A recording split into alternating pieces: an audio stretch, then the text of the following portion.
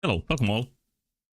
Maybe this living minced meat isn't the most appealing animal on average, but it's the closest I could find to the Dongo companion in the game. I think it's surprisingly close, being a bright red and all. So yeah, tonight I'm gonna play some more Zelda Oracle Seasons and Dishonored after that. So it's a double stream once again. After a long time without those, so maybe I shouldn't say once again. Although you can say once again with the meaning that something happens like after a while, right? Okay, but I also made the background for this. Maybe not very imaginative or even like nicely colored, but it's something. Last time I started the game and completed the first two dungeons, and I was a little bit surprised how not overly easy the game actually is. There were some, like, challenging parts here and there. And other thing that's maybe in a different direction is that the game gives you more instructions than I remembered, like where to go next. And I shamefully died one time. What I didn't remember last time is that in Link's Awakening you actually get a different ending if you don't die a single time. I don't know if that's the case with these games. I'm gonna go to fast message speed because I think I had to wait a couple of times for the lines to appear last time.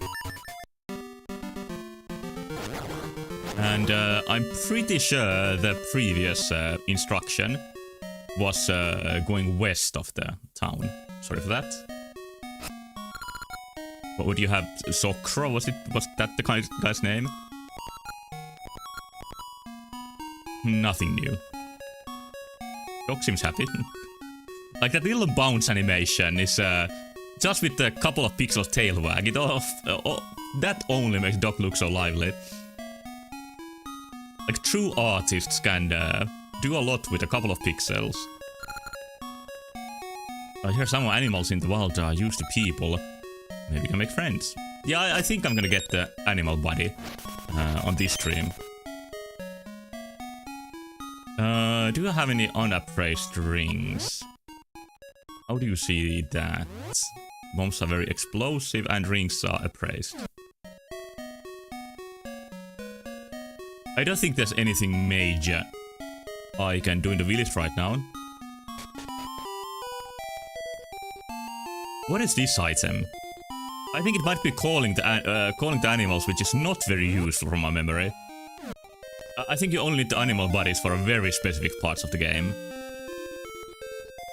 But I'm gonna buy it anyway.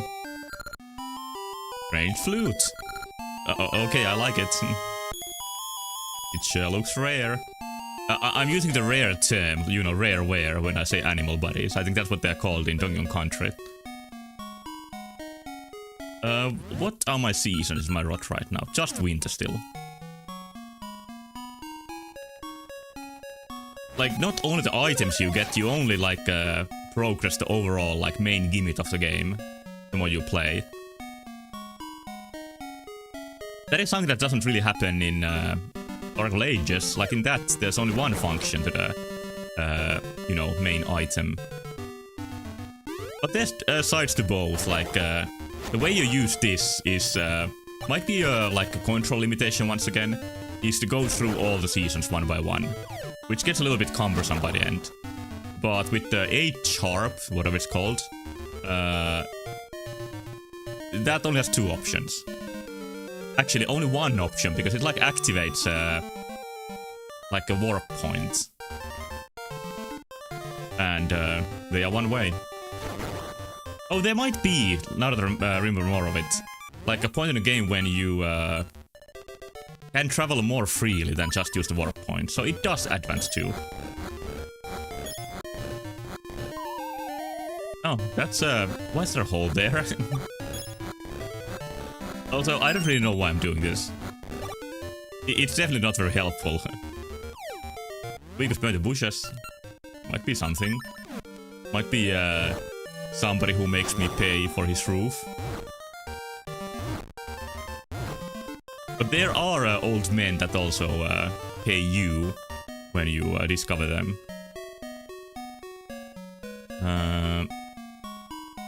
maybe west from here, or am I remembering the whole instruction wrong?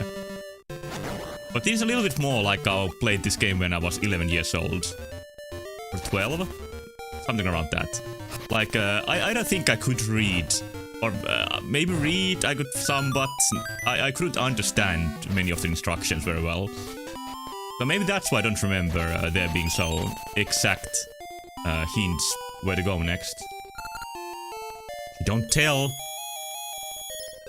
Okay, okay. Why is such a secret? Is it like bribing Link? What is his agenda? I think the agenda is referencing the first Zelda game. Oh, here's these guys that just hurt you when you hit them. I'm demonstrating here. And just like in Link to the Past, they turn into something weird when you... Can you talk with them? Is that in a different game? I'm pretty sure you can talk with these guys in some of the games. It's not worth killing Link over. Or even hearing the health beep, but too late for that.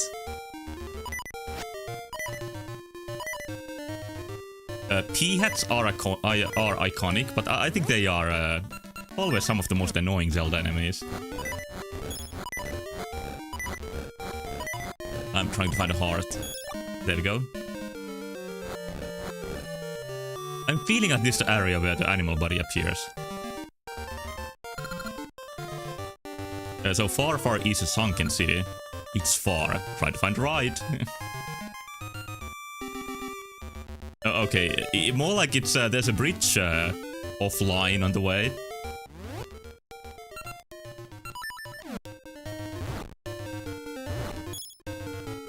I don't really remember any of the dungeons in the game, and I do remember a couple in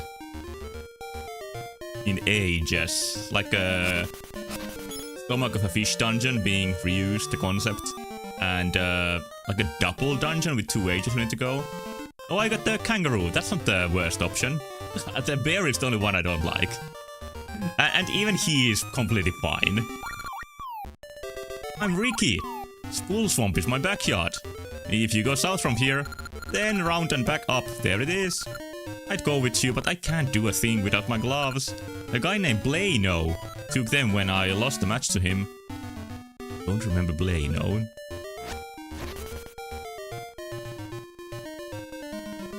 I can jump, right? Why do I remember I had a chance to jump? Maybe from playing as a mouse in a different game.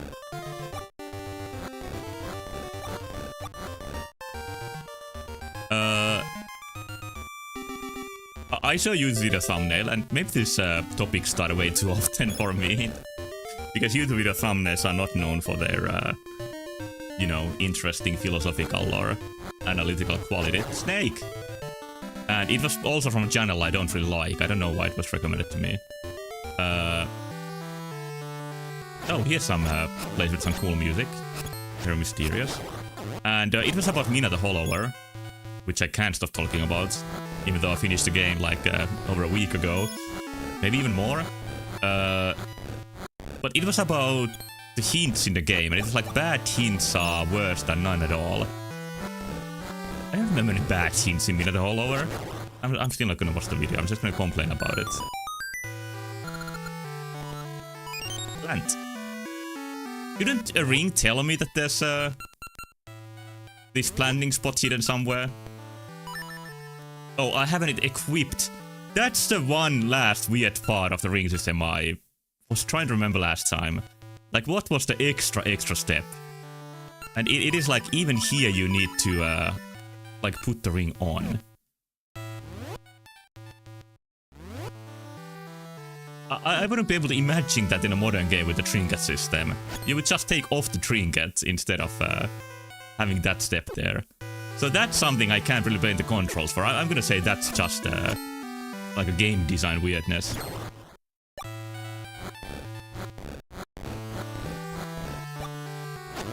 Spider, that's a rare enemy. If you showed me that spider, I wouldn't be able to guess it from this game. Also, I don't think this is only in the background too. Oh yeah, this is where whatever the guy's name is, lives.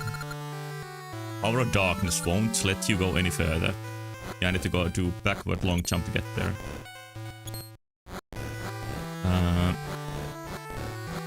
But yeah, what the video might be about in Mina. This is still a bad topic, but I'm gonna still yammer on a little bit more. I think it might be that there's NPCs in the first town that give hints for all the dungeons. And you can do the dungeons in a pretty free order in the game. Which I think is cool, but combined with the RPG mechanics, it means that you can start with something that can be much more difficult than the like standard order first dungeon. And you keep gaining trinkets and other items during the game, and weapon levels. So the later you go to a dungeon, the more the easier it is, kind of. But they also have a standard order, which means that when you do it in that order and don't grind too much, the difficulty curve is kinda... It's not steep, it's somewhat flat, I would say. Maybe I would prefer a little bit steep difficulty curve. But if you just follow the hints of the NPCs in the village, it might be so that they lead you to a dungeon too early. But that doesn't sound serious at all. I don't see why that's a huge problem.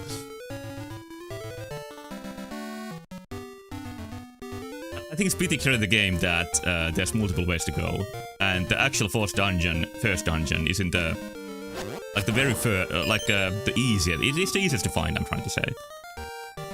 So if I see a place in a game with a level up system or a bone up system, where the enemies seem to kill me too quickly, and it seems to take too many hits for me to kill them, I'm just gonna look somewhere else. I think that's very standard video game logic. But that's enough of that. I get the Sand Seeds. I distinctly remember that this was my first time seeing the word send in the English language. And I always asked my parents, or one of them, like, what does this mean? And I rarely got an answer. At least at that point, my parents' English wasn't that strong, I would say. Hello, Sammy. Good morning. I don't remember what Sand Seeds do. It just brings to my mind the pig mask in Majora's Mask that makes Link smell the ground. Bush crab. That could be like a slur against the Australians or something. What am I talking about? Hello, next. Yeah, today it's Legend of Dishonored. This must be the boxing glove house. It looks... I somehow get that feeling that might be the case. But a really pleasant detail here with the butterflies or moths flying around.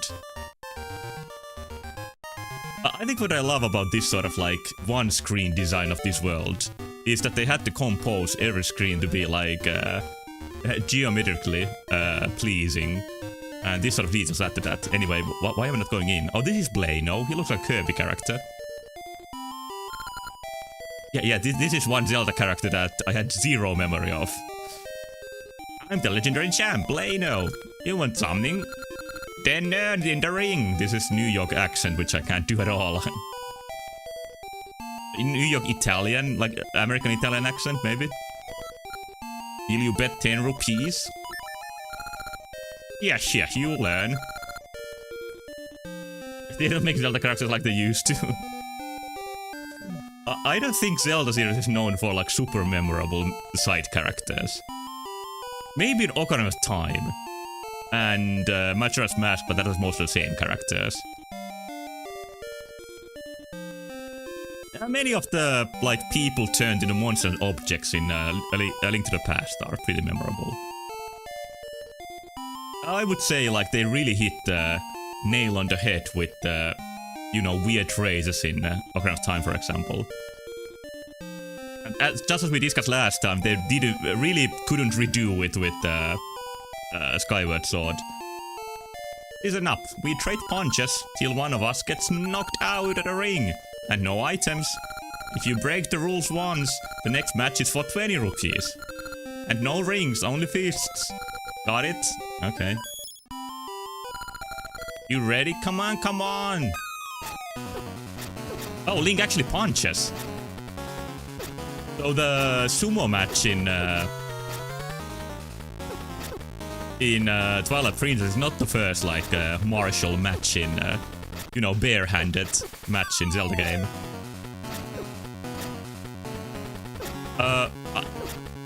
I don't feel equipped for this, but I won anyway. Ah, I lost. Your fists are golden, kid. You're a new champ. Here, take these. That was easy. I wonder what rings could be such a huge help with that. And the long con of like not understanding the game mechanics, but it was fine in the end. I'm gonna take the classic shield, which I very rarely use in 2D games. Unless it's the type of shield that's automatically in use. I think that's kind of the better version than this Game Boy version of the shield. I think Minish Cap goes kind of back to the original shield concept, where you don't really have a button for it. But I'm not sure. Minish Cap is, I consider, pretty heavily part of this same series. And it is made by the same team and the same director. Useless shit. Ring that lets you punch with an empty item slot, but that's what I did by default. Oh, UCH, you again? Do you have a grudge against me or what?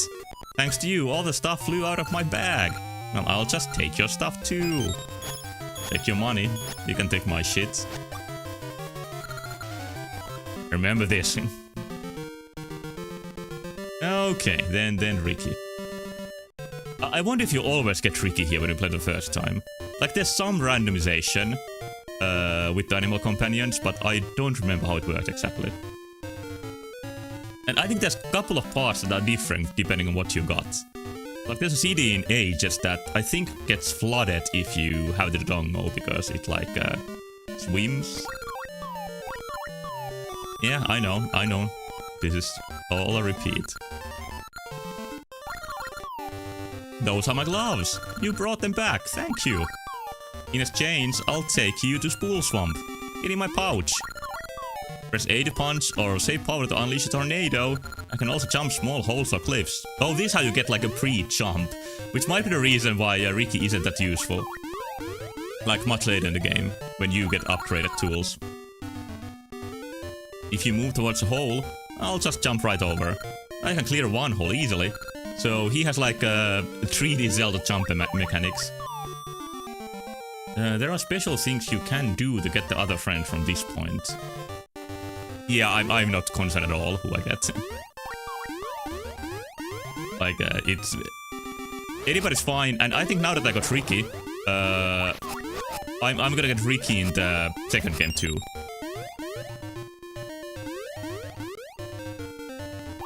Ricky can clear these slime guys, that's cool. These are definitely a Gasha seed spot here. But I don't think I have any Gasha seeds. Oh, I do have one, so I'm gonna plant it. Yeah, he mentioned tornado, but I haven't tried it yet. And now my ring works, because I equipped it.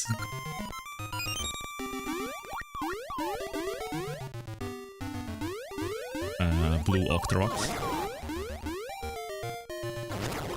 There's a very early development screenshot of Ocarina of Time with like land Octoroks. And they look really out of place. Like, I wonder if you would still have the Zelda series if the original version of Ocarina of Time released.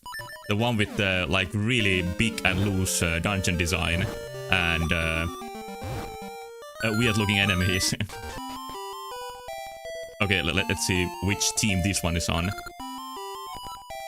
Okay, how much money? 100? Ah, that's fine. You don't even need money that much. I don't care. Bitch.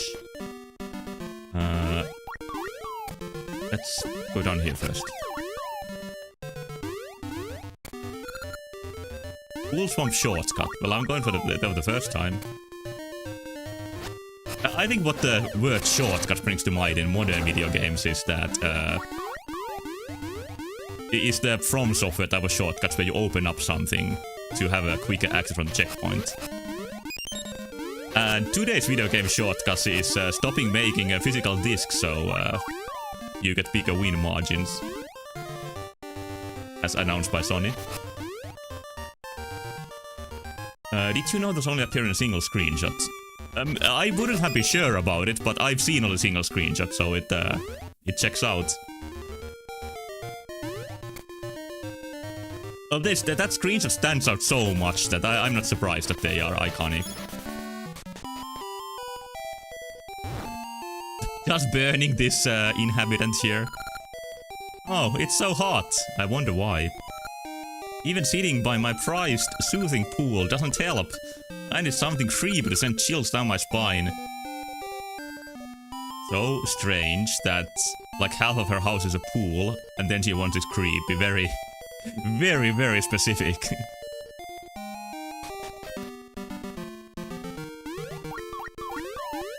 I would say what makes the Oxrock screenshot kind of creepy is that they just like stand out so much from what the game actually looks like.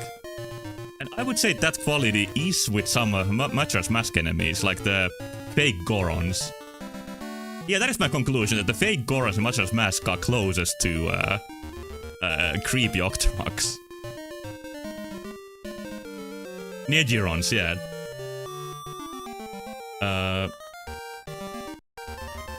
A cliff that is one leap. I'll jump if you move up to it, so give it a try. This is something that Link can't do with his tools. We made it! Spool Swamp is up ahead.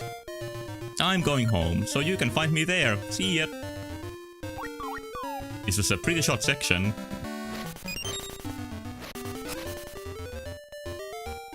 Nicely autumn here. Did get the Octorok model in the big league, and it even has an animation. Oh, I didn't know that. I remember that. Love these tiles. Yeah, they are just so spot on. Such well-chosen colors and general readability on this tiny dot matrix screen.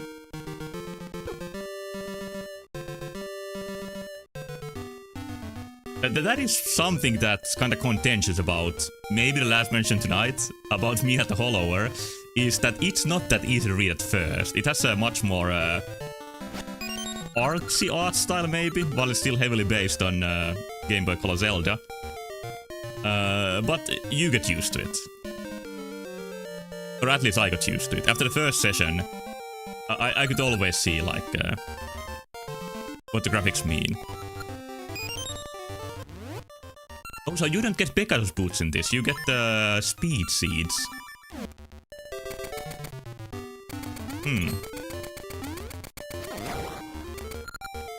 My secret. Read in summer when vines grow. Oh, you can read it up there. I see. How did he get there? Okay, here's a house of another weirdo. Sign just a picture of goats on it. Or dick butt. I think those are the two options. I would really like to be able to dive about now. Here's a stable looking individual. You want in the swamp? Well, actually, I lost the key to open the floodgates. And it must have been your one responsibility in life. Yeah, dick butt is less of an attack than showing goats to somebody. Oh, that's where you lost the key. In your toilet or whatever this is. Now you can open the floodgates. Oh, that's where I left it. That should open the floodgates. You can get to the keyhole from the puddle outside. Oh, now the whole puddle is gone. I guess I drained his water source. Okay, what you got, owl? Blue seeds will give you speed. You know. Oh, this is the classic speed challenge in every Nintendo game with the speed power-up. I don't think I'm the only one who got stuck for a while in Super Metroid, in the part where you need to run for the first time. Because in that game, running is not the power-up, it's just something you can do by default. You get a better run later, but you still can go fast in the start by holding some button. And yeah, I got stuck in the first part where you need to do that. But it does have the good design of not letting you try much anything else before you figure that out. So I did figure it out eventually.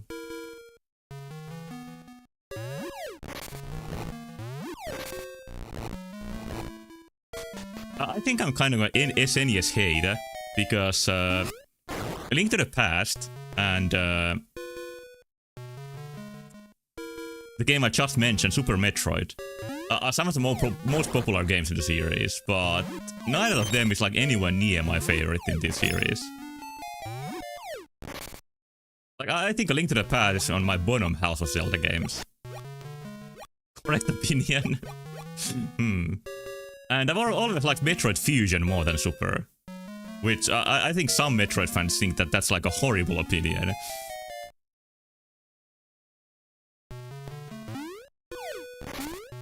We are enemies? Okay. That, nice that I could make it contentious in the end.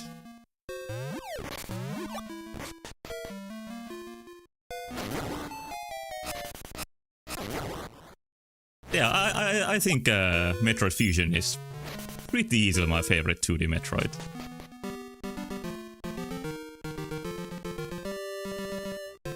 Overall, I like it and Prime 1 pretty much equally. Both are some of my favorite games of all time.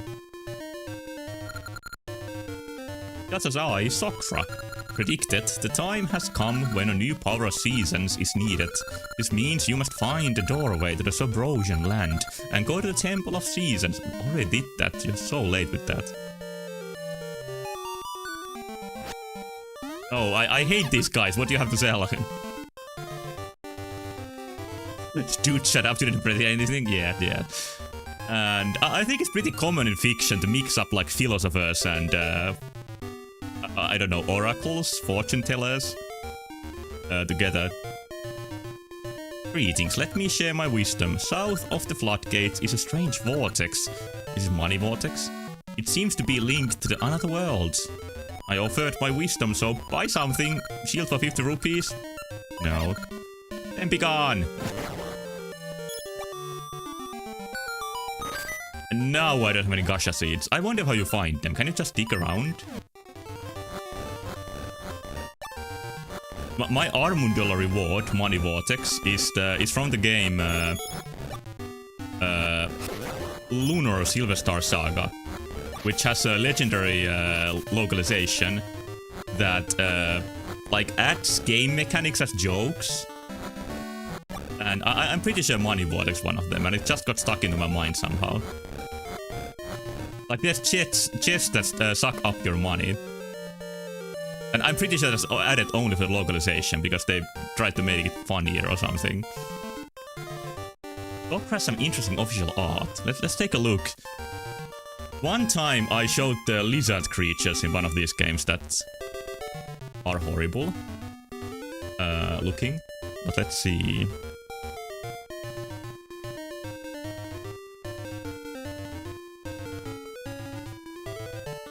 Oh, this is very close to how I imagined he would look. I'm not surprised. I think the sprite conveys this look pretty well. And I think this is trying to look like a Majora's Mask character. I hadn't played Majora's Mask when I played this game for the first time, but now I appreciate how post Majora's Mask these are.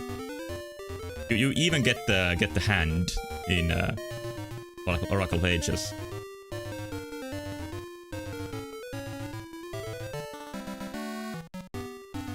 Yeah, I could see very well you could make N64 models out of these. But once again, Sokra is not one of the good Zelda side characters, a very memorable one. He's okay, he's fine.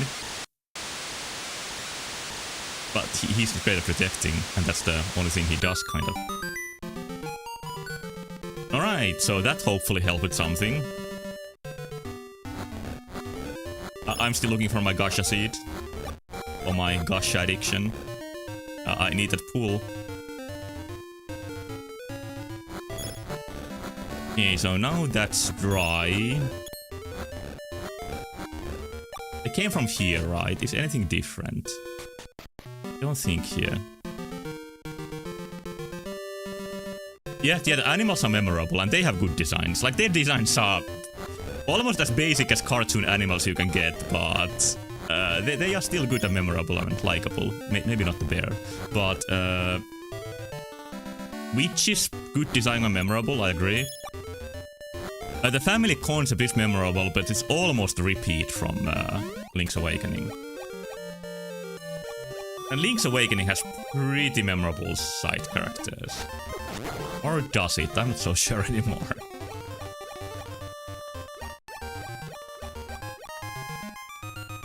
A pretty famous thing about Link's Awakening is that they made it weird because they loved Twin Peaks back then. That might be a simplified version, but something like that. People with tits is definitely memorable, but I don't know if that's for the right reasons. But Link's Awakening is the first game where they started veering off from, you know, Western fairy tale fantasy influenced by Japanese mythology, which I would describe Zelda as, and started going a little bit like wackier. And I think Zelda stayed a little bit wacky after Link's Awakening.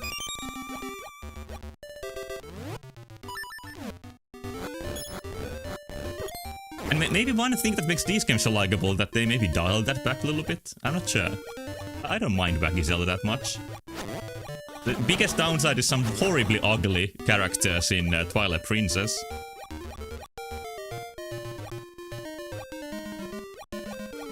But Wind Waker really nails that style, I think. Oh, here's the annoying bear. Wait, give me that banana. Great Moblin lava spring bananas. Wee, be a good... Who says wee? Be a good kid and hand it over. Or you meet us at... I don't know who says this. I think we once are the Moblins. Yeah, I don't think Zelda should be dead serious. That sounds like a horrible direction for Zelda series to go. And one that I'm sure they are not gonna go, because it mostly exists in, you know, a teenage Zelda fans' art. Which I might have drawn when I was 15 myself, maybe. Bui, he ate it! Okay, Bui are Moblins.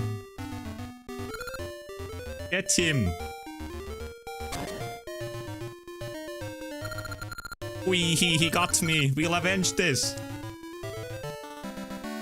Okay, what's up? I am Moosh. Oh, you got startled when they asked for my banana. Are they okay? I'm kind of worried. What's going on? Before we forget, we want our revenge! Get ready! Both of you! And then they just wander around passively.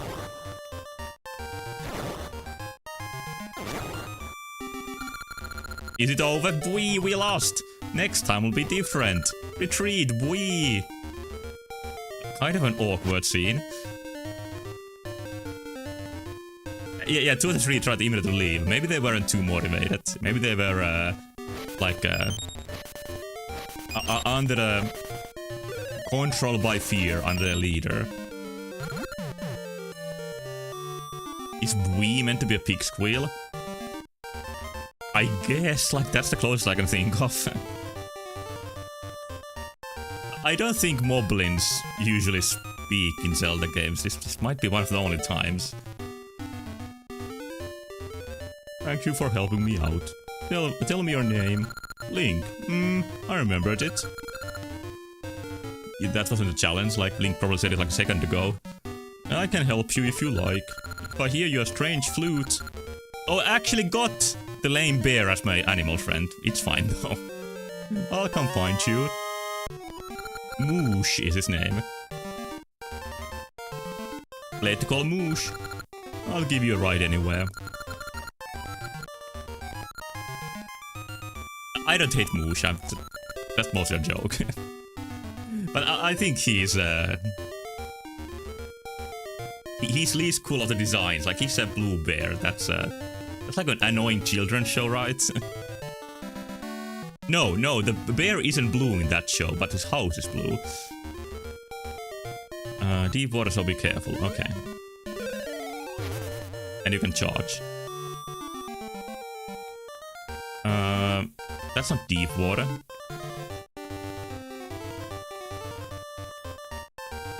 Oh, there's somebody else who could take me up here. Oh, there's Subrosia. Would already be there if... Okay, there's a pit here that Riki couldn't get me over. I can float if you tap A. If you move as I float, you can float across pits. Try it. Maybe this is, like, objectively the best animal component now that I think about it. Like, the Dodongo is probably the worst. Like, most situational, maybe, would be a better way to put it. Oh, there's a pit there, and the antlion.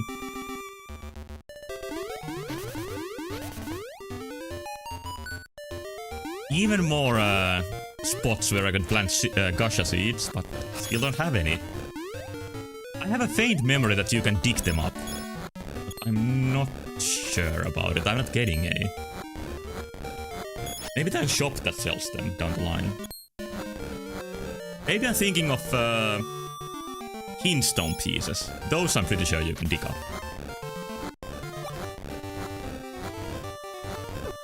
Okay, I give up.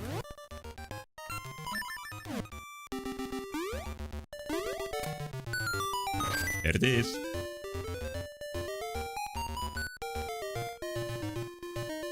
Bene with Dimitri's that. Oh, Dimitri's name, yeah. You can throw him as a weapon. Oh, you can swim up waterfalls. Oh, that's a unique thing, but it feels more situational. I don't know if you like counted the chances to use it. They might like all be the same. Maybe a flagship designed all the animal components to be like about the same usefulness. But here's the best place inside the hollow earth. It's Subrosia. Rosa's key can open any door, even once in the temple. Rosa, the pop star, has been seen around here a lot lately. I like that she's a pop star. It's nicely anachronistic. Lately, Subrosia Market has begun carrying lots of weird things. I think they get it all from the temple. Yeah, I mentioned it before that the world map does have changes compared to the combat depending on the animal. I'm still completely unequipped with these rocks. So let me furnish myself by digging around.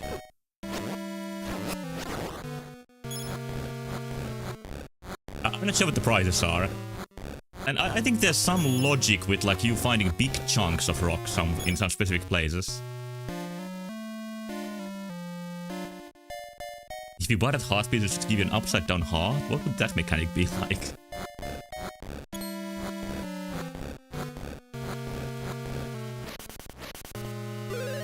The only situation where I remember Zelda games playing around with like different hearts.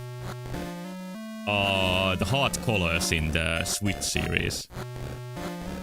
Like yellow for temporary, purple for cursed, I think, in Tears of the Kingdom.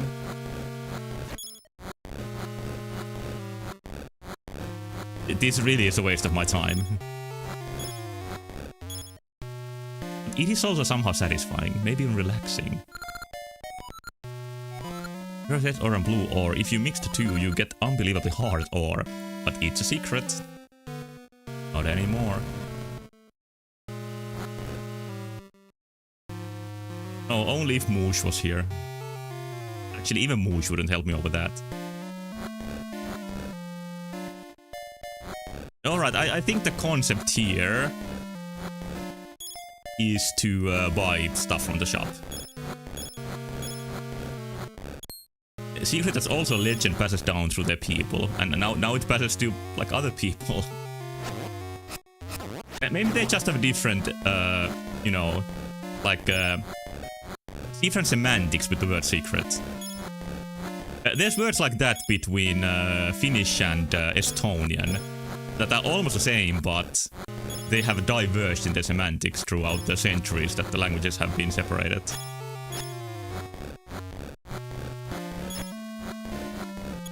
That's enough digging. I'm gonna go buy something now.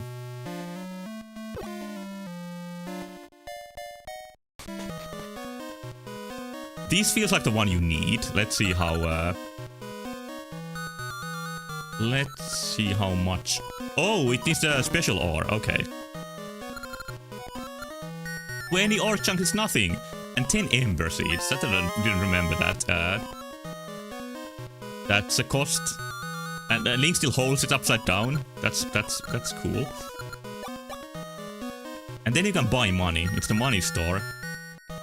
10 ore chunks. I'll trade for 20 gale seeds. Oh, that's how you can get money too. Okay, actually makes sense. I thought it was gonna be a joke where you can buy like 10 ore chunks with 20. I think I'm kinda done here. Even though I didn't... Oh, wait, you can go down. Never mind. Like, it feels like I didn't do the thing here yet that I need to do. The sand's around here. Okay, so that's the thing. I'm gonna give Rosa something she likes, so she'll date me. Like his life is a dating sim. Ages ago I promised to play a dating sim on Retro Suffering. Like Tokimeki Memorial, most likely. Maybe I'll make that a reality this summer.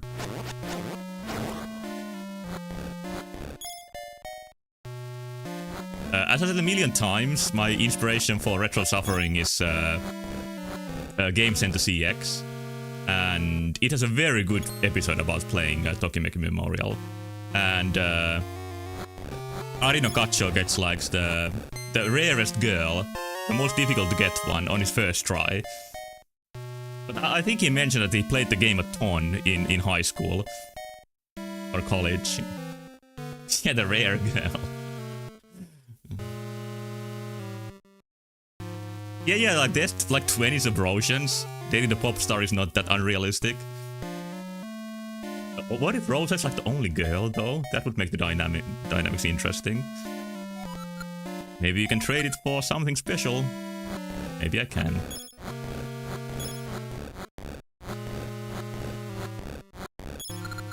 I wish I could go on a date with Rosa just once, but how would I get her interested? I think that whole like economy and culture might be based around Rosa. I heard Rosa lost her ribbon. I'm looking for something else she'll like. This star that I just found was much easier to find than I thought. Date-based economy? Maybe we'll see that one day in the real world. And once again, I don't know what I'm talking about. Let's go here. Oh, there's a lot to dig. I guess I got lucky. You know, lucky star. I think that also features pop stars. Rosa's mystical necklace opens locked doors. Celebrities get the best toys. But what is she famous of? My name's Rosa. My favorite ribbon floated out to sea. I wanted to go explore the temple, but I can't go out like this. I took this, even when I played for this for the first time, as a reference to the beach in Link's Awakening, where you talk with the girl at a certain point of the game. But here is a little bit like a higher temperature. Imagine if they gave celebrities magical artifacts for real, our world would be even worse. Yeah, I can't see there being any positives in that.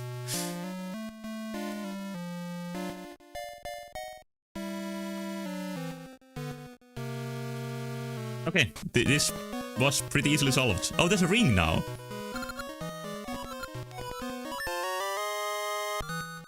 And let's see if there's any more items appearing. There is. Are these red bombs or is it just a pallet? Oh, it's a big bomb bag. And it costs bombs.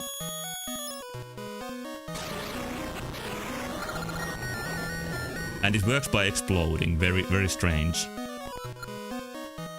Get free bombs. Cool. I'm out of money, but let's see if... Oh, now there's a gacha seed! Hello, duck. I'm gonna grind a little bit more money while I work my way towards Rosa. And, I'm gonna buy myself some gacha seeds. Sammy says, maybe going on a date with Rosa is actually a term referring to sub-Rosian reproduction, where Rosa lays her eggs on the surface of the lava and then the male has to fertilize them, thus ensuring their genes are passed on. This is one of the better Zelda theories I've heard of. And if you repeat it enough times, it sort of becomes like canon. And then Nintendo has to release Hyrule Historia like 20, and it has that, approved by Miyamoto. And then it'll make it to the sequel to Zelda movie. And everybody thinks it was always there.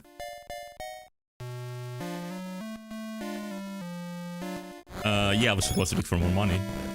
I have enough money for one gacha seed, but I would like to get a couple. Yeah, you just need to make a YouTube video of it. That's obvious the first step. I'm trying to remember, like, what was my first reaction to Zelda theories. Because it's never been an instinct to me to make up lore about video games.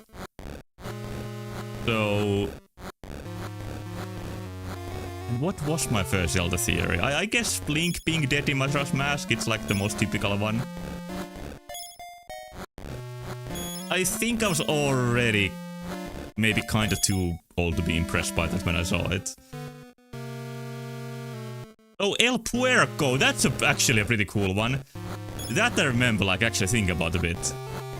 Because that plays the maze in Majora's Mask, where you get the pig mask. It is a little bit strange and imagination-inspiring. Yeah, that's a good pick. I think that's better than average Zelda theory. Although, now that I think about it, like, would Nintendo call it El Puerco? Is that even actual Spanish, even? What a cute ribbon. Is it for me? Uh-huh. Wow, like, thank you. Oh, she's complete. And she's like a 2 tiles tall. El Puerco is not familiar to me from a YouTube video. I think I saw it on GameFAQs. Yeah, I'm pretty sure that's where I read about it. But might even be like the original post about it. I'm not sure though. Since you're so nice, I'll go on a date with you. Oh, this has much heavier implications about after our discussions. Let's go look in that temple. Is a temple a euphemism too? The spot where she standed on is hard as rock. What is she hiding there? Yeah, Link's going to score. Will anybody take a miserable photograph of us?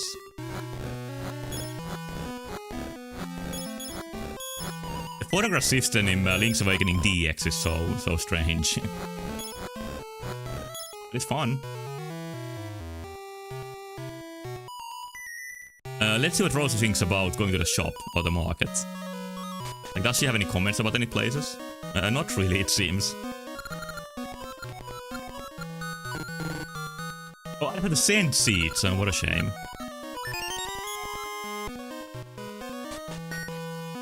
More rings? There's so many to buy.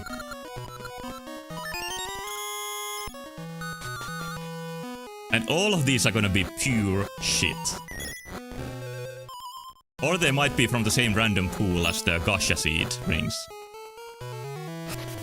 Oh, Marin is the girl in Link's Awakening. Yeah, this scene is referencing that, but you could do more with Marin, at least in DX version. I think the photos were added in the DX version, but I'm not so sure anymore. Were they? Do I leave this world with her? No, she doesn't follow me. I'm not sure where the temple is. Don't remember. And now I need to fetch her again, which means I can get more money on the way. Oh, it's all good. In DX, okay. I played originally the Link's Awakening on on an emulator, and then soon after I got myself a Game Boy Color and got the DX version. And the reason why I was so excited to play Link's Awakening, why can't I say it? Link's Awakening. It's not a difficult word at all. Is that I got like an advert for Nintendo Game Boy games when I bought Pokemon, like the game I got Game Boy Color for. And I thought Zelda looked like it has really good graphics. so my reason to get into Zelda series was very shallow. But like we discussed today, this game do have good graphics. And I have played so many shitty Game Boy games on an emulator that a game with like competent artistry stood out pretty easily. But I put it on the same line as the Conker Game Boy game, because I thought that had good graphics too. And I went to the store with the intention of like getting Conker or getting Zelda, and I couldn't find Conker there. I'm pretty sure it's a game that actually like released. It's not like a vaporware.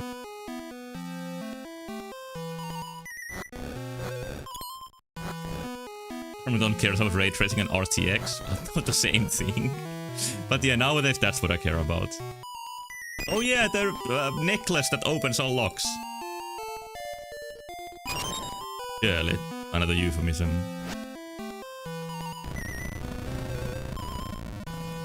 So this should net me a second seasonal power. The birth canal, yeah. Like they had to make it all symbolic to keep the age rating.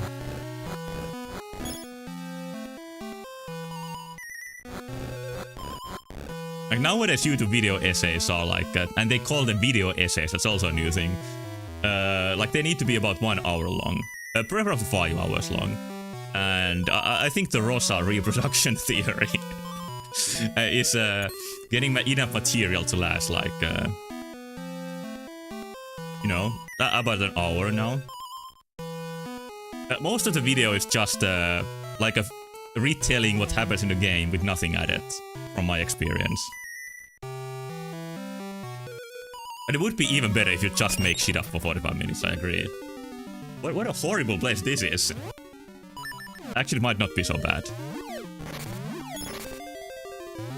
I thought it's gonna be a maze, like in a Voiced Ranger, where you need to find like a big sequence of things to push, but no, it's not that.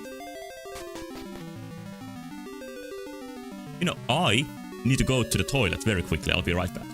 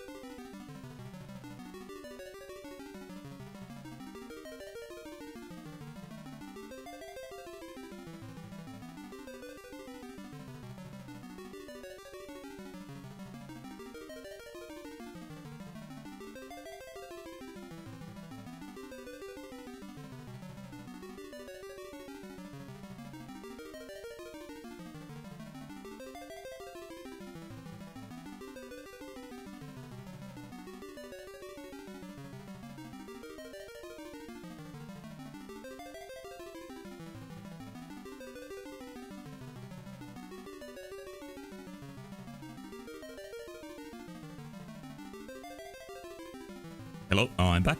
Let's get back to the game. And I realized while pissing that I was talking bullshit. Like, I would say in our precious YouTube culture, video essays are a definite genre. Like, any long video is not a video essay. It needs to be like a theory video or something different. I'm fishing out my headphones that I threw to the ground out of unfounded anger.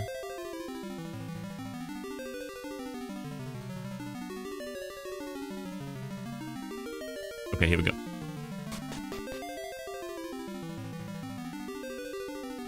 But I do understand the appeal of making video essays about video games, especially. Because it seems that it doesn't matter if it's just a retelling of the game mostly. It's still a long video that people watch in the background. And I think, at least in my analysis, the background viewing is what made YouTube videos weird to watch, the length they have nowadays. You have come, adorable hero. I am the spirit of summer. In summer, vines grow tall and creeks dry up. I think in Europe nowadays only the second part is true. The vines just dry up and die. Remember that. Ancient Hyrulean legends say the hero destined to overthrow evil has a triangle on his left hand. Perhaps you are this hero. I think this league has proven that a couple of times already. Now I grant you the power of the spirit of summer.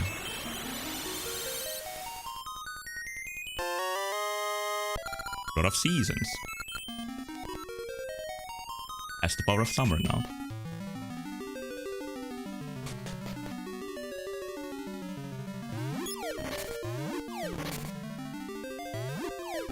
The most unbearable heat in Central Europe hasn't reached Finland, but it's still a little bit hotter than I would like here.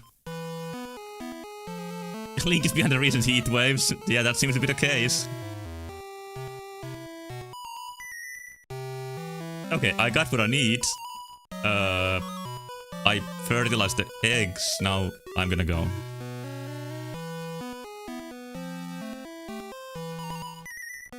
Legend of Zelda needs no introduction. For years, its fans have been wowed by beautifully crafted worlds, incredibly written stories, and deep characters. But there is one who, to me, has always stood out among the rest. But it's not who you might think. In The Legend of Zelda Oracle of Seasons, Link is sent to the mysterious land of Holodrum. All these, like, unneeded attribute words are, I think, what makes the genre. Where the manifestation of the goddess of power and Oracle of Seasons, Din, is about to be kidnapped by the evil General Onox. Yeah, that's already like a couple of minutes well used. I hate my lack of sense seeds, only 2 missing. But I'm now gonna leave Rosa behind.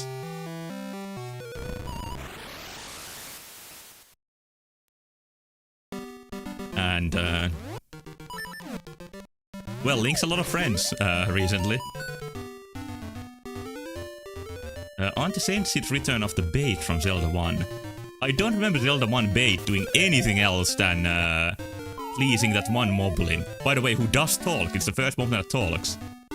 Oh, and does that one say Bwee? It might be from that moblin. No, it says Grumble Grumble.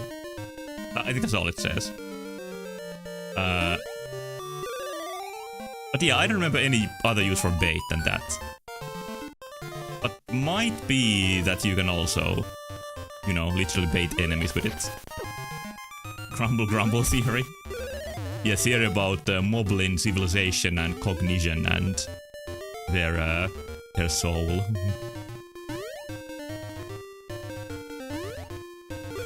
I'm gonna ground pound right into this pit, because you can't stop me.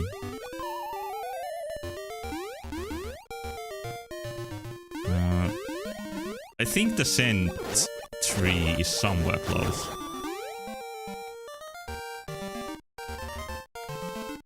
Was it here? But where am I? Where am I going even? What was my goal? I somehow forgot. Oh yeah, access a dungeon by making it summer.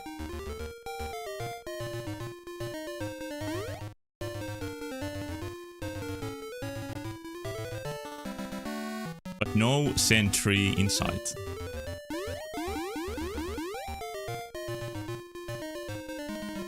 Units used to buy seeds.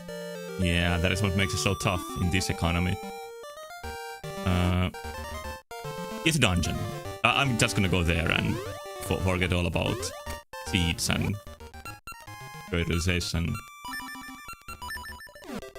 There we go. No.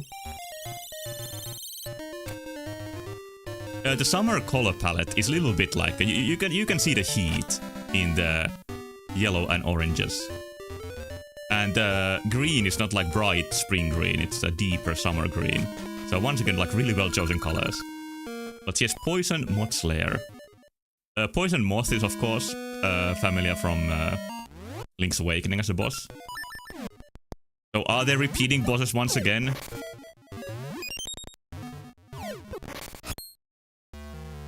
Okay, even the repeat bosses so far haven't really been repeats, they have been pretty unique.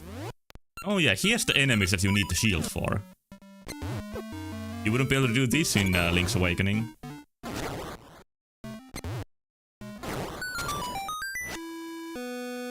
Moth is more poisonous in this one. Oh. I remember the moth being a little bit difficult in Link's Awakening. Link to the Past. That forest dungeon in general might be one of the most difficult ones. I don't remember for what reason. Okay, bird, hit me up. Good defense is the best offense against spikes. I already heard that in a dream recently. Mummies that come out of walls, yeah, they're pretty cool. But then there's the hands that come down from the ceiling. I think those are one reason that I have bad memories of the dungeon. And it's kind of complex. There's multiple entrances. And another new puzzle with burning the skeleton bone tongue of the face to enter the last part. I don't remember how I figured that out. Maybe I just tried everything. Okay, I see Rock's Feather coming up.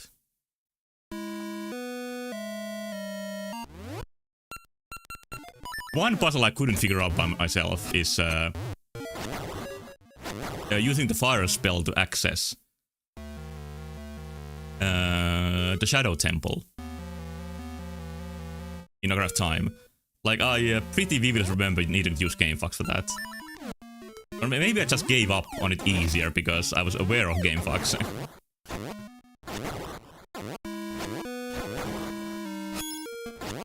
Here's the hands I just mentioned, but these are not that bad. They don't drop down from the ceiling.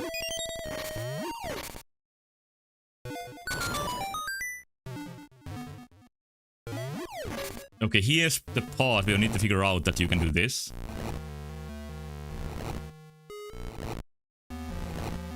I think the owl should give a hint for this. I think this might be even harder to figure out if you haven't played another game that has the same thing before. There's 2 ways to go. Goodbye floor. Weird enemy? Yeah, they are indeed pretty weird enemies.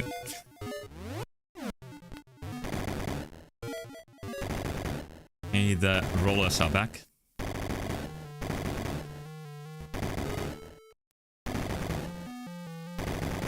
This is a pretty easy puzzle. The only idea here is that you need to watch out for the breaking ground. But now that I think of it, this is a pretty like good use of the breaking ground. Like you need to approach a little bit thoughtfully, a little bit more thoughtfully than usual.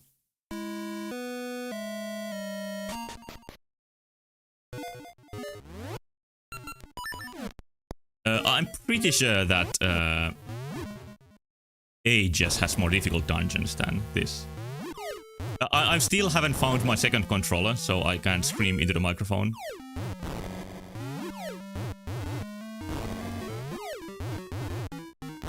But this works, as always.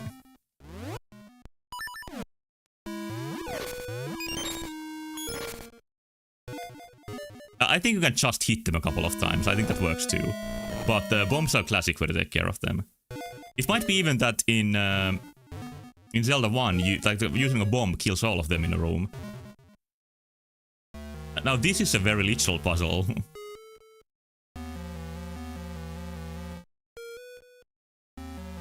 Guess you just arrange them, is that it? Do I even have a chance to do so properly? Yes I do. Well, this is unquestionably a puzzle. More than anything else in this game so far.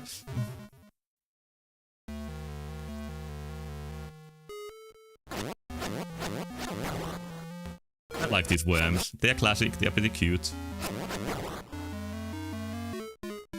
It's the kind of puzzle that was going to be in the third one. Oh yeah, the wisdom-based game.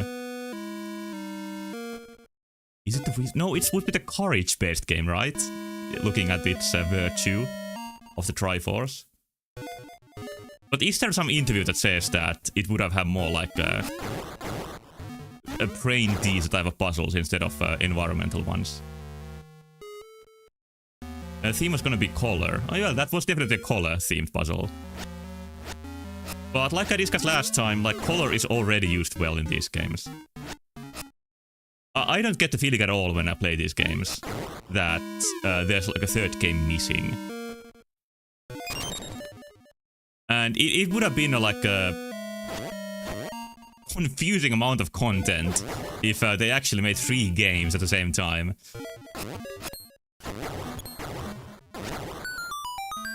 That wasn't very difficult, but that's Rock's Feather. Nice.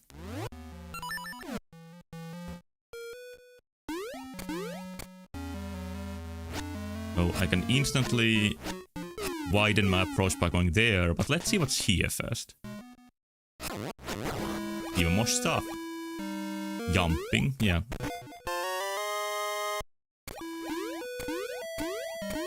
It's good, like the gameplay feel of the jump is... Not what I remember, because I'm remembering Mina the Hollower jump. Which is a little bit more free to control.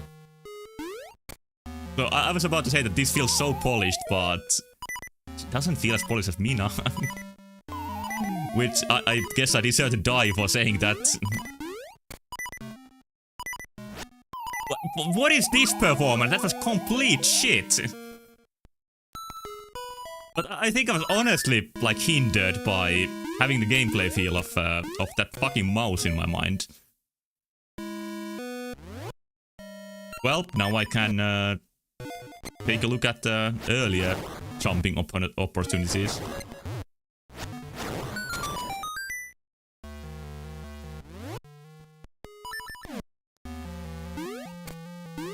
Wait, is this the same part? It is. It is the very same part. That's just a shortcut. You heard me melting down? Yeah, I had a small meltdown. And now there's 2 as a number next to my save file.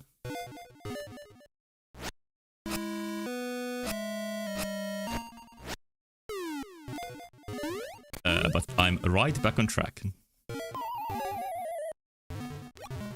Good timing with saying that. I think the difference that I'm feeling right now is that in Mina there's a pretty heavy coyote time to your jumps. Like you can walk clearly off a platform and still jump. But in this that doesn't exist as much. You need to jump before you walk off the platform. And I think that's what tripped me up. And hopefully I'm already gotten used to it.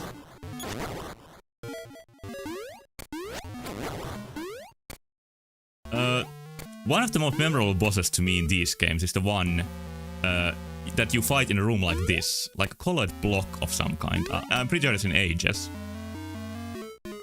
Because I was stuck on that for a long time. And I was playing my Game Boy Color outside.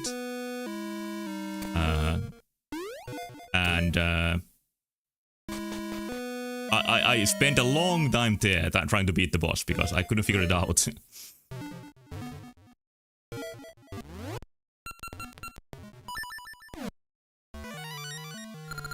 Jumping up and on will send you even higher. So this has to be a trick, this trampoline being here. But I'm gonna still go here first.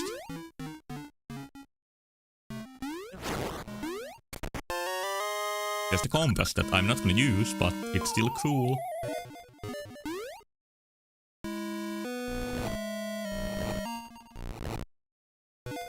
Falling for it for content? Kinda.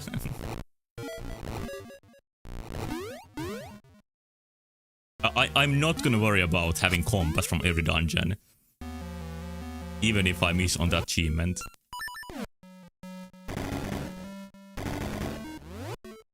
But one interesting thing that achievements reveal on Steam is that it's surprising how many people haven't even beaten the first boss in many games. And boss because they usually give you an achievement. And I think that's the most common for a little bit more mainstream indie games. But if it's a little bit more niche indie game, then that usually has like a high percentage of the first boss beaten and even later bosses. So my conclusion is that, or my theory, my hypothesis is that what differentiates mainstream indie games most of all is that their hype makes people buy them and not even play the game. Yeah, but I think, does it need you to have opened the game once for you to even count in the achievements? Neck annihilated? Yeah, that's what this is. Like, you should lose a heart for that. Although that would be unfair.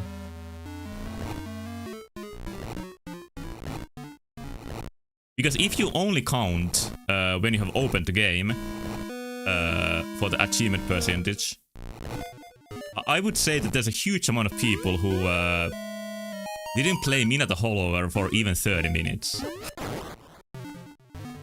Okay, that is how it works then. Like, even if I just tried a game, I would say I always play more than 30 minutes, maybe not a demo, especially when I stream it.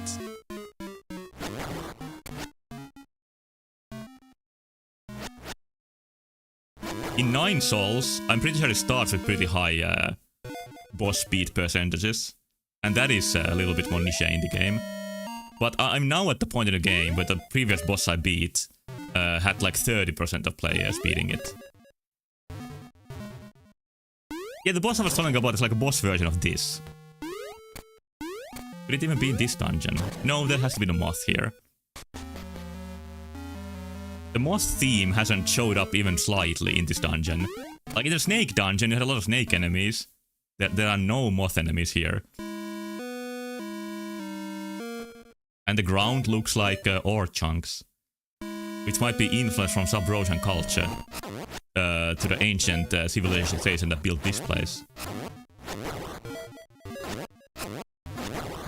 Like, yeah, I think you can safely say that they and Sub-Rosians like traded together.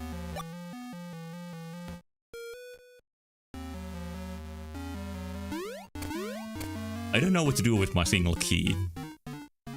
Maybe I'm even gonna be radical and open up my map. Didn't help too much. Being stuck in Game Boy Zelda dungeons and then figuring it out are some of my most precious gameplay memories.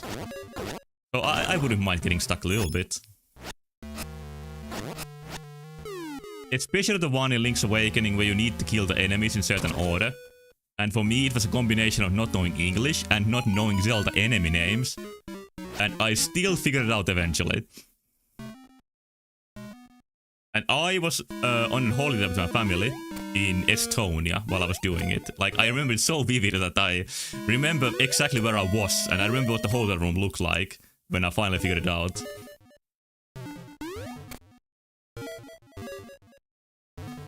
I made my mother play the game because I was so excited about it. She didn't really understand it.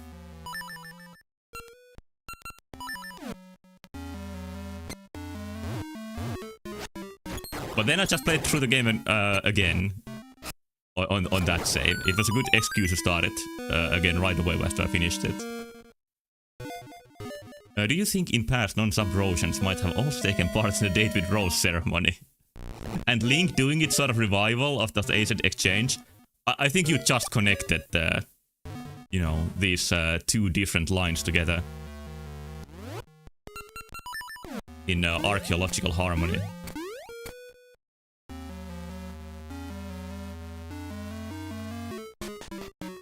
Yeah, breakthrough, you could say. I still don't really know what to do.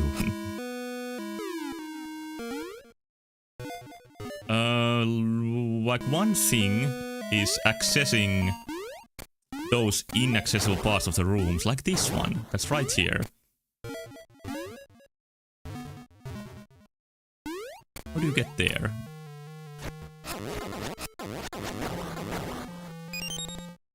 Like, I'm so close, but still too far. Oh, it might be around here. Aren't those things called anti-fairies? I never heard of that name, but it's very possible. That's kind of what they are. I think they even turn into a fairy when you use Mystery Seed. Oh, these are actually not hurt by your sword. So in this game, you need to use bombs. But I'm gonna try the mystery powder too. It also works. And yeah, this is the place I missed before. It's probably gonna have the map, and that's it. Oh, no, there's a promising doorway. And yeah, okay, it's a hint for the doorway.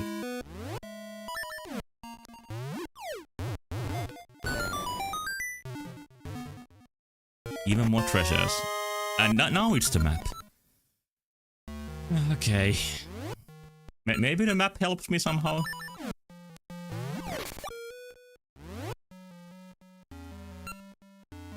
So, I can see how the rooms connect vertically together.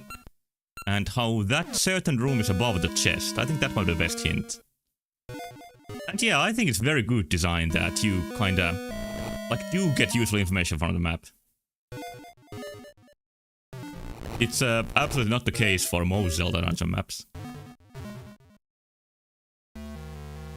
I think Majora's Mask has a point where the map reveals you something useful, but I know that game so well nowadays that I don't even need that sort of hints.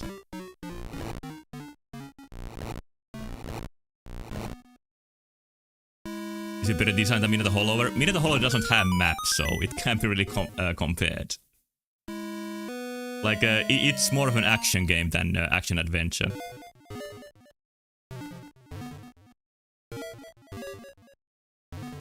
There's a couple of puzzles which are very Zelda-like, but like overall, there's just a couple in the entire game. So, definitely not many. So, under this room is the room with the chest. I don't think you dig here. Oh, there's an inaccessible room that might be dropped down to, or maybe a wall can be bombed to get there. And one room right off here. Let's see where the boss is. And there's a staircase. Okay, I think I need to explore the lower floor. I don't think there's anything I can do here. That staircase is what connects these floors together. Which is what staircases usually do. Okay, they don't give you fairies, they just fly away.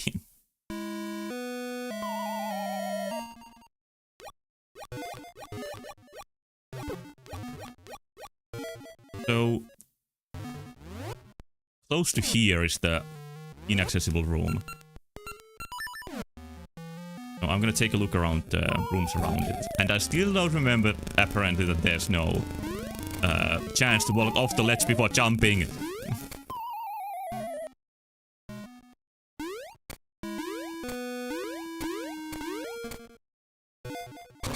There is a video on Twitter about Mineta Hollower jumping mechanics.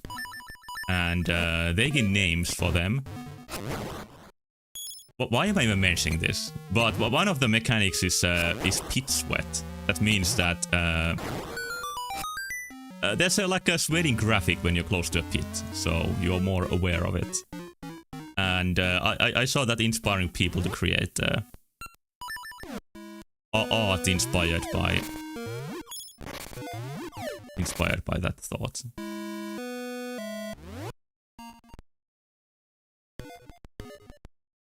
Yeah, one thing I didn't remember about these games is what you're saying, like the palettes are so well chosen. Like they really utilize Game Boy colors, like a pretty insane selection of different colors. Very well here. I think this aesthetic, like I said, Minish Cap is absolutely beautiful. But these games would lose something if they had exactly the same style.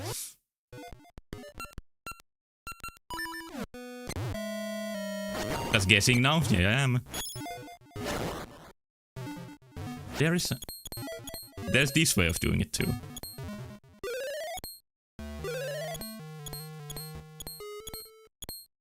Like so many indie games pretty much copy their graphics from Minish Cap.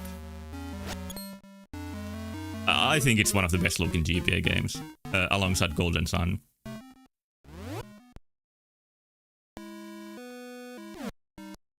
Okay, there's one side left to check. To a possible bombable wall, which might even be the wrong conclusion to draw here.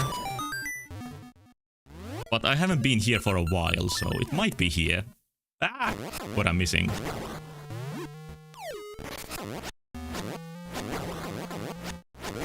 Little murder? But what do you mean?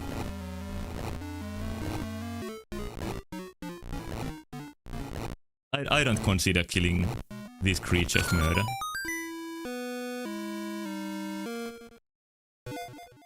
Oh, it's once again that upper path. Oh, it's this path! This is the one I forgot. So, speed seed and maybe jumping. Okay, now it makes sense. I just forgot that I haven't explored here. That should have worked, right?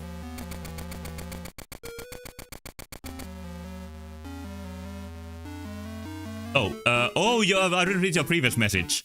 Would kill for the original models that were digitized for Golden Sun sprites. Yeah, would be amazing to see them. There's some models from Camelot. Or what they were called before. They were called Sonic Design, I think, with the Sonic the Hedgehog logo.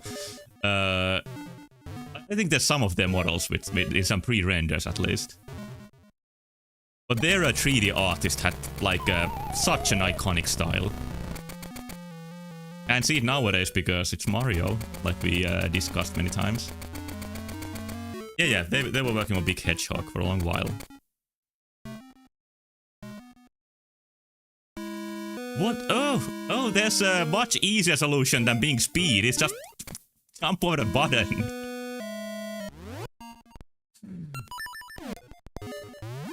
Like, I needed to stop for a second to think about it, and then it was revealed to me. Okay, here's a meat boss. Who's it gonna be? It's gonna be these 3 creatures. They are invulnerable. That's not good. But what do you do to things like this? Not that. Maybe they can be hit when they open their mouth. I think that's kind of unlikely. It's such a short window. Maybe. No, it's not that. Maybe bombs? That could be it. Like, you had to use bombs for the puzzles before. No. Lift them off from the pits? Okay, that's it. Then you get the whole squid. You rarely lift enemies, so that didn't pop in our mind instantly.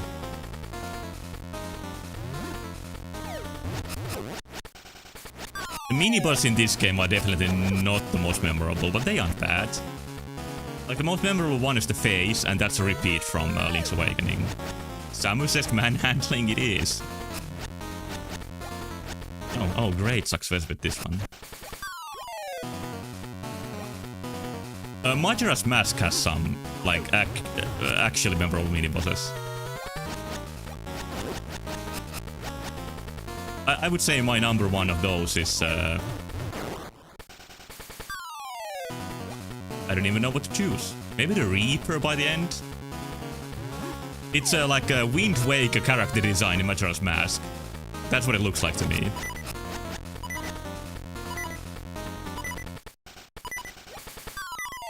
And Frog riding the turtle is just a classic. That's an easy favorite. Gomez, yeah, might be Gomez. And then there's the 3D wizard robe. Wizard robe, I mean, not wizard robe. That's I think a really good 3D rendering of it. The enemy concept. There's two ways to go here. Yeah, it really is full of good mini-bosses. And the bosses are cool too. I think it helps that there's a smaller number of them. Yeah, Wart, whatever it is. It's just fun to fight. And they have the upside of that Majora's Mask design has in general, which is that you can fight them in multiple ways. In water, it is invincible. Oh, too late with that hint. Around the corner, and there's the treasure. I somehow strongly got the feeling that this is a gacha seed. So, I guess I was disappointed when I first found that, because I don't think I realized this, like the concept of the hidden gacha seed planting points. So, I really didn't have a need for them. But now I'm happy to receive one.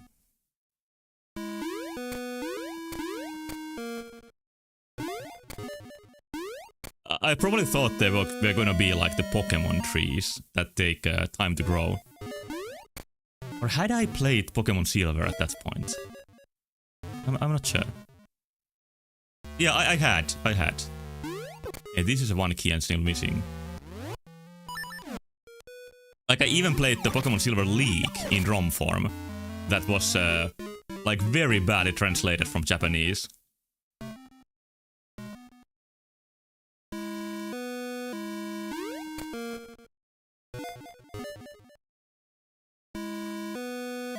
Yeah, they were like really late Game Boy games, but I also got Game Boy Color really late. It was probably like very cheap when my parents agreed to buy it for me.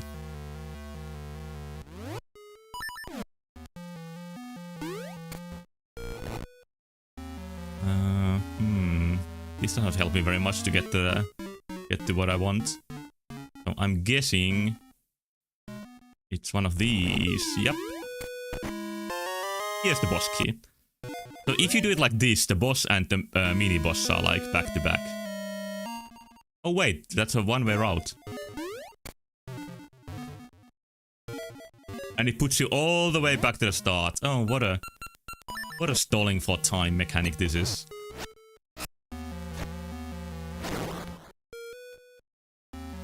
Link is just a kid dude and he's being chased around by giant blade traps. Zelda's so fucked up.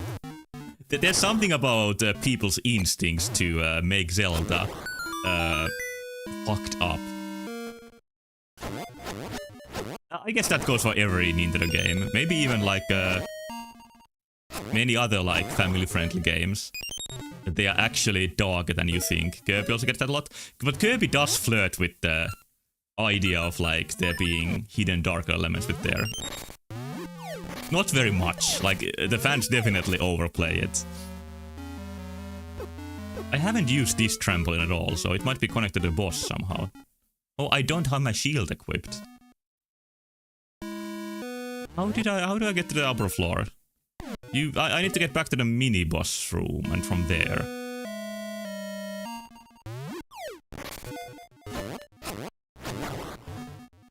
Like, I guess the whole mascot horror genre was brought upon the idea of something friendly being actually scary.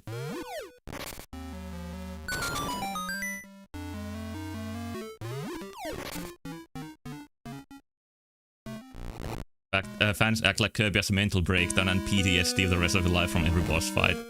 Yeah, like it's I think what makes Kirby kind of hardcore is that he just keeps smiling.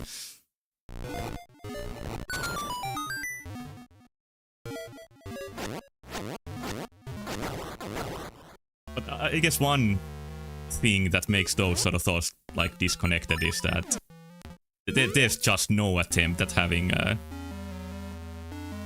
like a characterization of Kirby. Kirby doesn't care he's a real villain. Oh, I've seen that theory too, that Kirby's actually the most scary thing in the universe.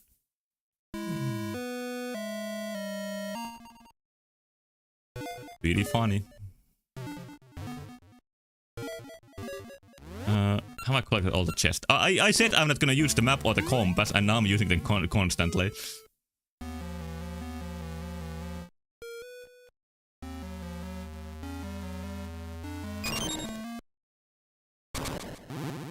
It is the moth, just like in Link's Awakening, it's on top of a pit, but there's no conveyor belt floors. The room where you got the roc's feather kind of referenced the conveyor belt floors that are featured in the moth fight in the other game. Good gameplay. Need to let Kirby talk again and have him be a bastard from Kirby's Avalanche. Kirby's Avalanche is an amazing characterization for Kirby.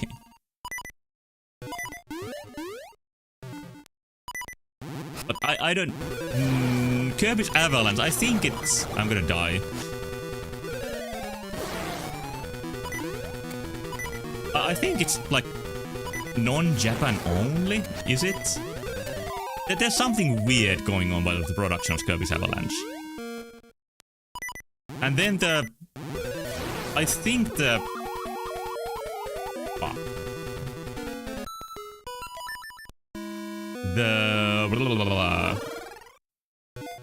Dr. Robotics Mean Beam Machine is like the localization of the same Puyo Puyo game. But yeah, just like you said, they are Puyo Puyo localizations instead of original games. And I can see why. In the 90s, like huge Japanese aesthetic wasn't as popular or mainstream. It is completely mainstream nowadays all over the world. But back then it wasn't. So they went for some like wow, some characters with that already had some appeal.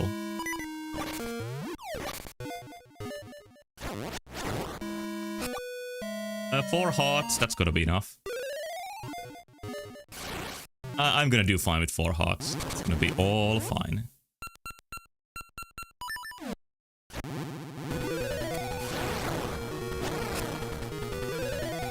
That's what I want to see. All the babies dead. My life's mission.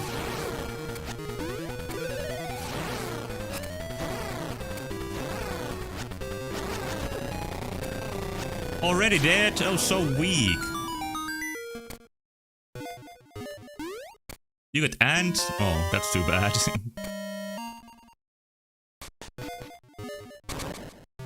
I got like a steady stream of ants in my apartment last summer.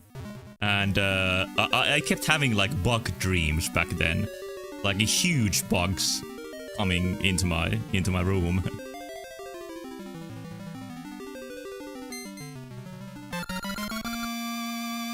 In your brain? Yeah, probably. You got the bright sun, an essence of nature. Young shoots grow quickly under the warm rays of the bright sun.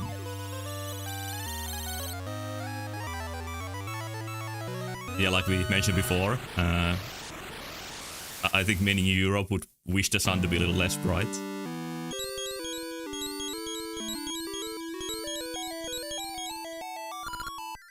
Oh, thank you, Link.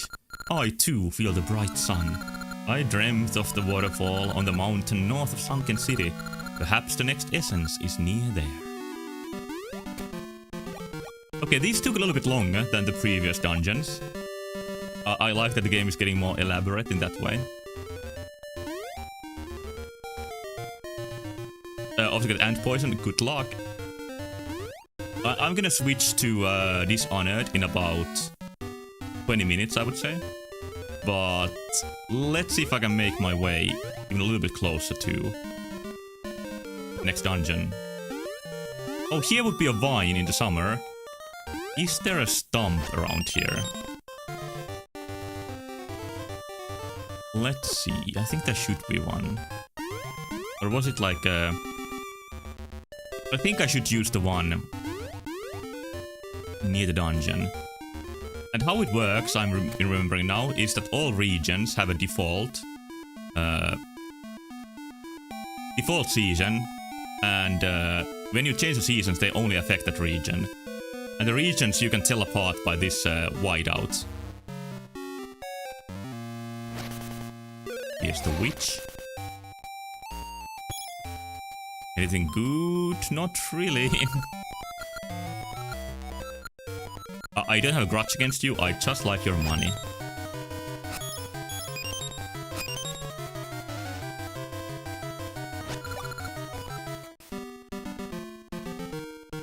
I think she drops more seed at some point, but don't remember exactly. Yeah, there might be just one stump per region, which makes it a little bit harder to get the one you want. But I really want to see the goats. I mean, I really want to see the secret message.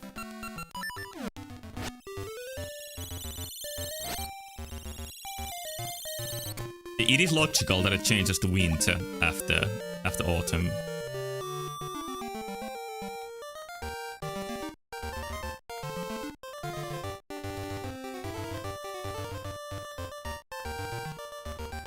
I wish the next Zelda game has a central gimmick as strong as chasing seasons or traveling in time. Mechanically, building or sticking stuff together, and it works by physics, and works like really well too, is a more interesting gimmick. I'm speaking of Tears of Kingdom, of course, but it isn't as singular, it isn't as clear. Here's going to be changing back and forth between child and adult. Yeah, that you are right, because the next Zelda game is Ocarina of Time remake. So that is indeed the next gimmick. Link, you're my best customer. Take this special gift, Vasu. I don't know who Vasu is, but... And why did he... Oh, it's the ring man! Why did he put the ring here? And then he makes me pay to appraise it. Oh, I'm catching on to the scheme.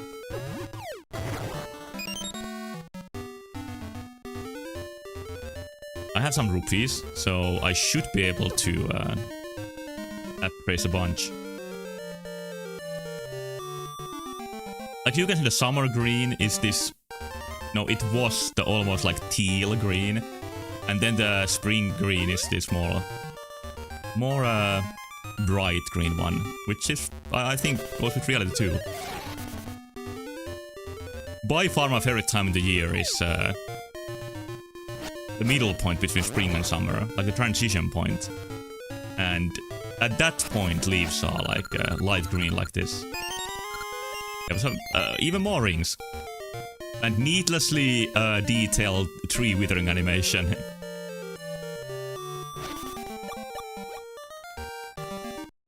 I don't remember if there's any way to hold the fairies in this game. Maybe not. I think... like hoarding fairies is something that makes many Zelda games too easy if you decide to do it. I've gone to train Ricky, and then he was never seen again.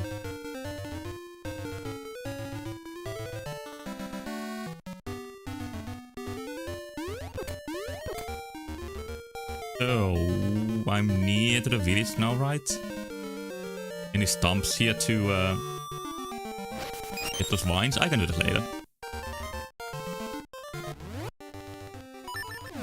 And here at the side of Onox's attack, it's always winter.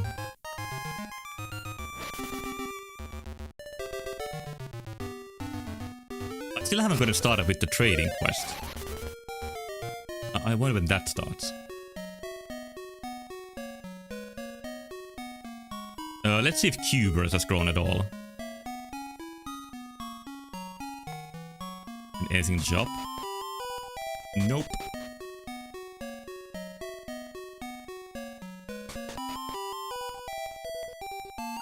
Oh, the father's gone. That's too bad. Hubert looks a little strange.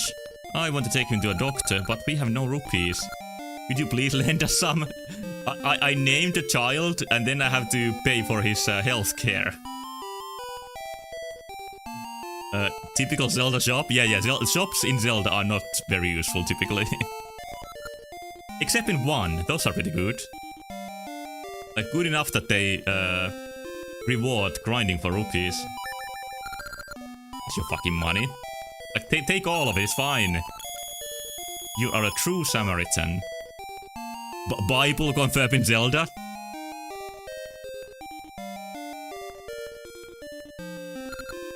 Hey Link, my boy is ill, but still I have something to teach you. I've heard that a nut's contents depend on the actions of the planter. The more he travels and the more beets he slays, the better his nut will do. Hey, I'm also improving my nuts, so that's good to know.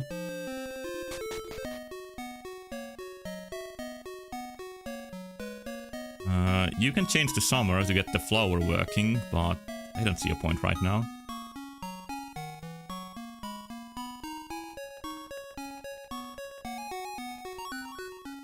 Where's the goddamn ring store? Here.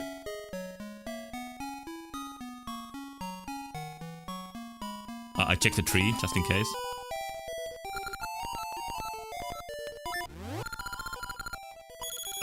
Yeah, this side. Cursed ring. Half sword damage taken.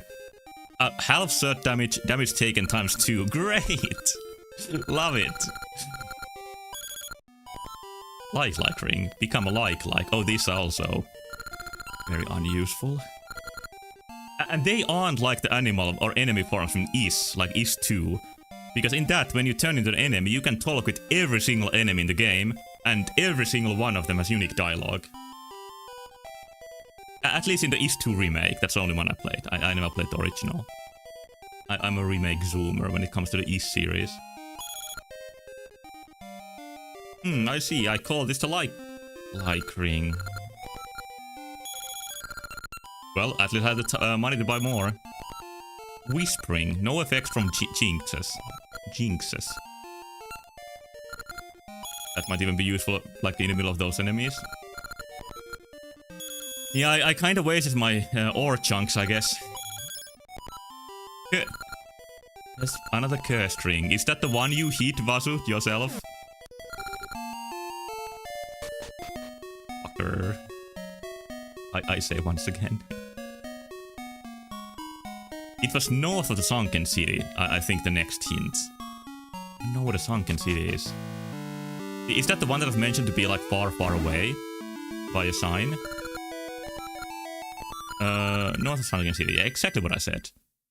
Did you have a door before? Oh, here's the last oracle. I am Farore, Oracle of Secrets. This is the Hall of Secrets, where your secrets take form. At times and places you will hear powerful secrets.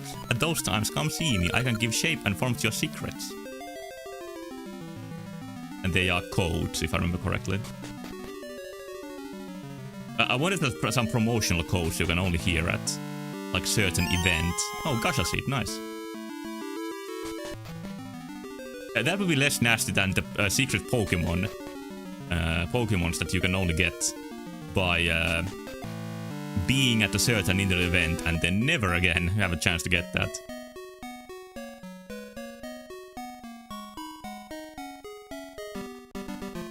And then I've heard in the Pokemon remakes you just get those Pokemon with nothing special. That is lame too.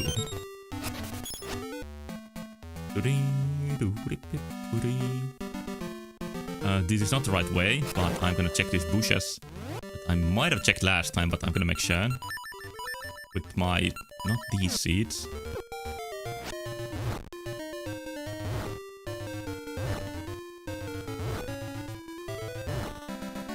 I'll try digging too. I've sunk in some time into this.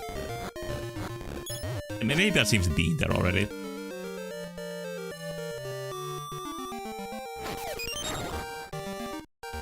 I'm sure this is not the right way, so why am I still going here?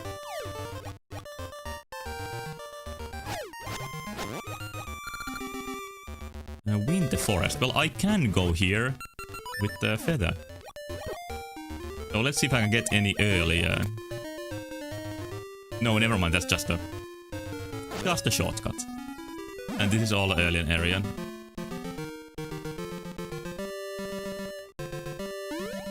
So I'm gonna finally stop wasting my time here and go to the sunken ruins. Like, is it the one that's like the darkness area? Is that where the Temple of Seasons sunk? And it's now like Onyx's palace? It could be that Onyx's palace is like the top part of the Temple of Seasons, which is shown in the like the starting cutscene.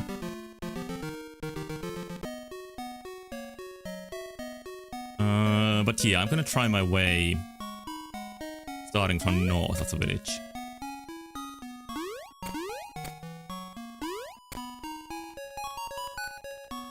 Oh, I could plant a seed here. Why not? Like, you can reuse the plots, and I think that makes it smarter to use the same plots again, instead of wandering into a weird corner of the world and using them there. So I'm gonna just use these very close by ones, that hopefully still give just as good treasures. And following the father's advice on nut quality, I'm gonna try to kill as many enemies as I can.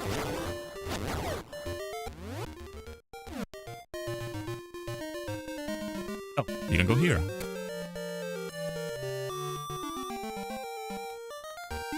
And... oh, there is something to do here, after all.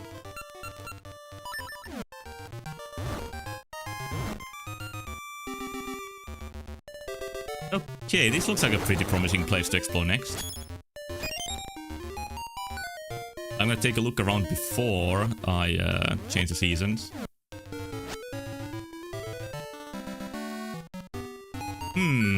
Is that the next dungeon? I don't think these are northern mountains. Oh, this is just this part. I don't know what I mean by that, I haven't been here before. Could this be northern mountains? No, they're definitely not northern. So yeah, for that dungeon that I just saw, it seems that we come back to later. It might be the one that happens after the pirate part in Subrosia. There's something about their like ship sinking into Subrosia, if I remember correctly. And maybe after that you can access this dungeon. Just guessing.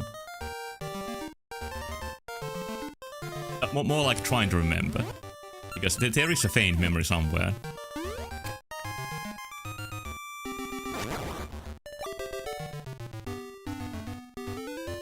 Who lived here again?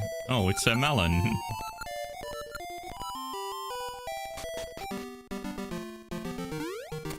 So definitely more north is where I'm supposed to go.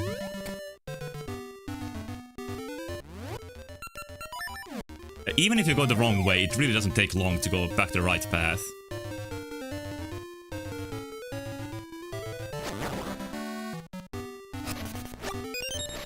Make sure I have full scent seeds if I go back to Subrosia anytime soon. Lena's gym. What about here? Inaccessible. Wait, what if I call for a Morshu? Or I mean, Moosh.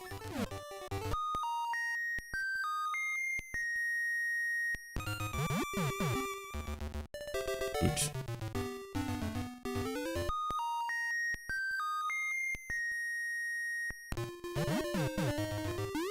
Can Moosh go between regions? Yes, he can. That might be too much. I'm not sure though. I'm gonna test it. Oh, it's not too much. So this is definitely a region where calling Moosh is the key to progress. That is open too now. Excellent. Oh, I would have been able to come here just by jumping over that. Okay.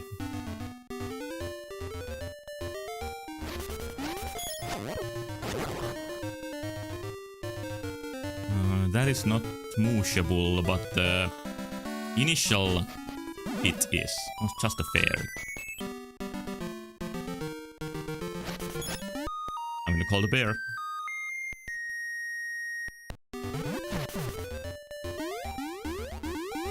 Moosh doesn't have any attacks. I think that's maybe his biggest downside. Maybe that's the reason why I don't like him.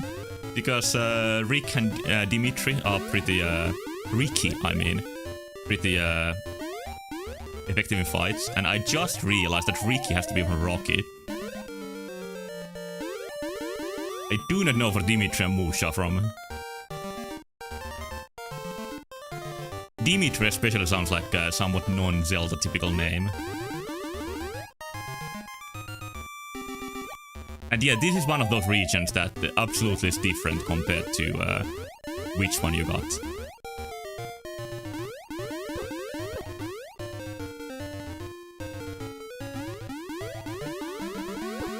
I don't even know how to avoid most of the enemies here. I guess you just poke past them and that's it. That was a useless detour. Oh, maybe not. Maybe that's the only way to go into that pit. My favorite one. But yeah, that might be the only way to get here. I might have never done this Moosh version of this part. Probably once. I've replayed these games a lot. But I did replay Oracle Ages a couple more times. Love, love, love the seed. What a great song. Don't you agree? Yeah. Yes, a human, I understand. Let me fill your satchel for you. Oh, it's free even. So this is much better than the shifty-eyed merchant. I guess the shifty-eyed ones aren't even like actual Dekus, which that was. And since this is the Majora's Mask era, maybe Dekus are registered as friends. Even though they exactly aren't that in MM either.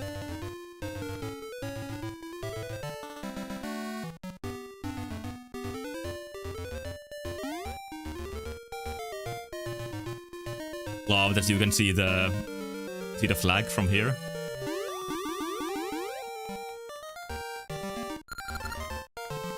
Is this the Mario 2 frog? No, he's not even a frog. What am I talking about? Mario 2 frog does appear in Link's Awakening, which has many Mario elements. But this is just a big moblin or something. Yo, you boy. This is the Great Moblins. Yes, Great Roblin. Great Roblin, I mean Great Moblin. Great Moblin's realm. If you wish to get by alive, pay my toll. No.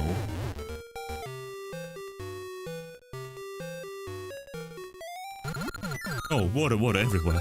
Oh, I must leave such a frightful place. Until next time. These additional villages are cool about these games. I think like most Zelda games would need like one more village, maybe even two. But these games have a decent amount. All city slaughtered, but since I can't swim, I'm just here blowing bubbles.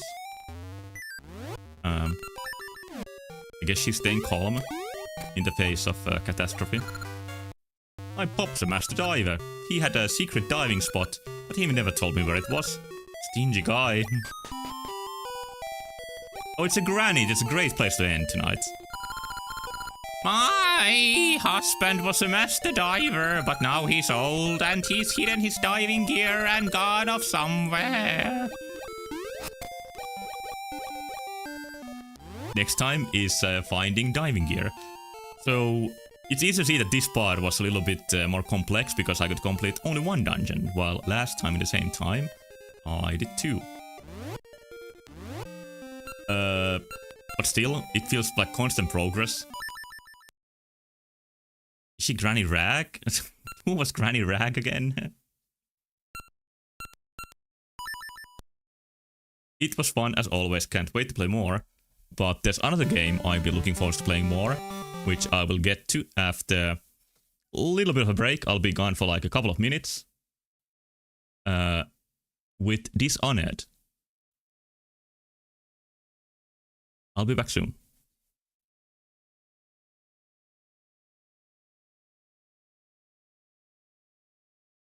One you killed, Granny Rag, sounds so familiar. Granny. Oh, Granny Rags in Dishonored. I didn't kill her. Can you even kill her? I saved her. The timeline where she died in the hands of the ruffians didn't even exist. Because I loaded my save. I think I'm gonna start the Dishonored stream inside her house. But yeah, I'll be back soon. Still did it. All my sins from all the universes converge. That's karma.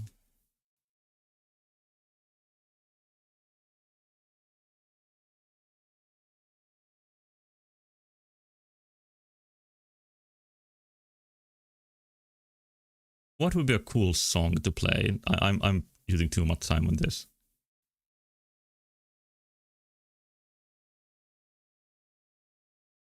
Let's play something different, like more like classical music. I don't think I played that before. Let's go with that. Please give me 3 minutes. I'll get something to drink.